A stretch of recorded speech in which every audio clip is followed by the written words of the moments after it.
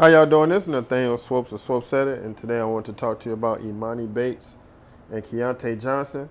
As you know, Emoni Bates used to play for the University of Memphis, transferred to Eastern Michigan, which is the university in right in his hometown. And Emoni Bates had actually ran into some trouble right before the season where he was arrested. I believe they found a firearm in his car. But charges were all cleared. He was cleared of all charges. He had an amazing season, and he was drafted in the second round. Keyontae Johnson, also as you all know, uh, used to play for the University of Florida, and he had fainted during a game between Florida and Florida State. So he was able to come back, had to sit out a year. Then he transferred out of Florida and he played for Kansas State last season. And at Kansas State, helped this team get to the Elite Eight, had an amazing season. And he was also drafted in the second round. And these are just two feel-good stories. As you know, I had did stories on Emoni Bates and Keyontae Johnson. And with Emoni Bates, he had a couple of issues saying that he may not have been locker room friendly coming from the University of Memphis, and of course getting arrested. But again, he was cleared of all charges. Had a couple of good games, and I'm just very happy that he's on the right track and that he was drafted because he was Emoni was like a very high rated high school player coming out of high school, one of the best rated players. Transferred, I believe, went to a prep school.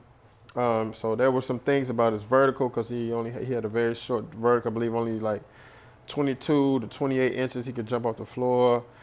Saying that his arms weren't that long with his frame. He had a 6'8", 6'9" frame.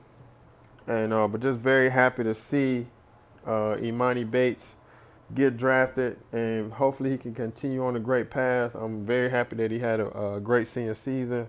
And also with Keyontae, him pretty much having like a near-death experience, fainting and not knowing was it COVID, was it his heart, and just being able to come back and have a strong season and be drafted, just a feel-good story because we see so many players not get drafted. We've seen the NBA change so much to where the NBA is drafting a lot of European players. I think we've seen like 4, maybe 5 French players get drafted in this year's draft. And we've seen even last year with the draft going to with a lot of kids from 2-parent homes, you know what I'm saying? And I believe Emoni Bates does have his dad involved, but, we've seen teams are kind of taking a safer route with athletes, you know what I'm saying? So with health issues or issues outside the court, we've seen NBA teams starting to step away from these teams in advance. So not even drafting these players and making these players come work out and kind of earn it instead of getting drafted. So even with Emoni Bates off-court issues, he's been able to hold it together and get drafted.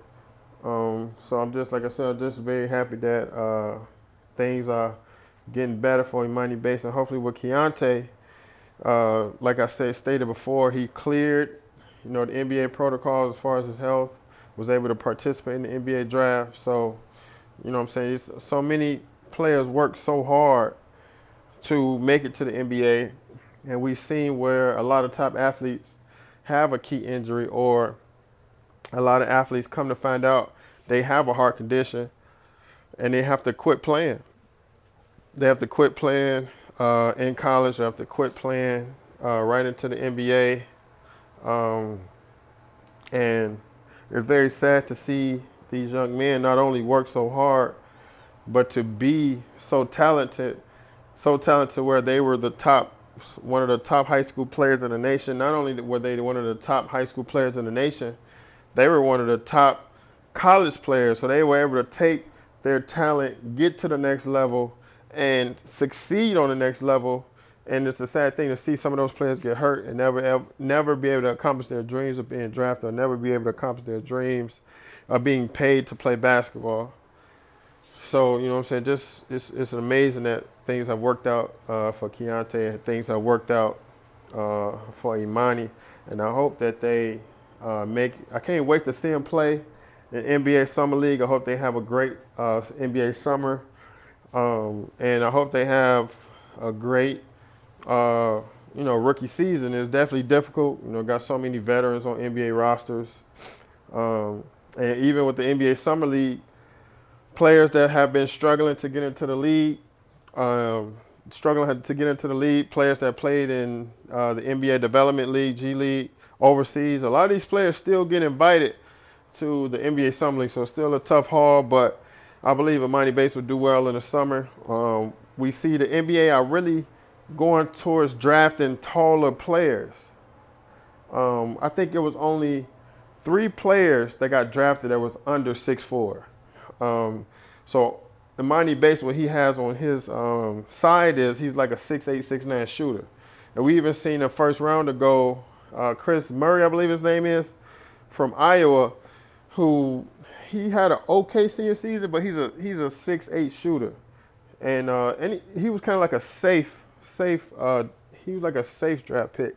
And we also seen another 6'8" shooter, Jet Howard from Michigan, Juwan Howard's son, get drafted. He's also a 6'8" shooter, and he's kind of like a safe draft pick because, like I've stated before, a lot of former NBA players, their kids are getting drafted. So Jet Howard, Michigan didn't really have that good of a season, and Jet Howard had a decent year, but Jet Howard and Chris Murray are just safe picks. And we're seeing Jet Howard get drafted. He's a 6'8" shooter. Seeing Chris Murray get drafted, he's a 6'8" shooter. I was kind of worried that Emoni Bates may not get taken, but he was still taken.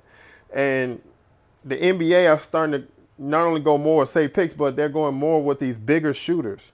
So now instead of 6'4", 6'5", 6'6" shooters, now you got 6'8", 6'9", and 6'10" guys as shooters. You know what I'm saying? And so now that corner 3, instead of like a Bruce Bowen who's 6'5", 6'6", now you have a 6'8", 6'9" guy spotting up in the corner or spotting up in the wing and being a knockdown shooter. So the NBA is definitely transitioning. I might have seen about 10 or 12, I would say 10, about 10, 6'8" guys get drafted who are kind of tweeners. Guys who can play either the shooting guard, small forward, or the power forward position. So again, with that being said, I'm just very happy that Keyontae and Emoni Bates got drafted. These are 2 very good feel-good stories for the NBA. And can't wait to see how they do in the NBA Summer League. Please let me know what you all's thoughts on this video. Please let me know your all's thoughts on Emoni Bates and Keyontae Johnson getting drafted. Please let me know what you all think, how they're going to do in the NBA Summer League. Again, this is Nathaniel Swopes of Swopes said it. You all have a good one.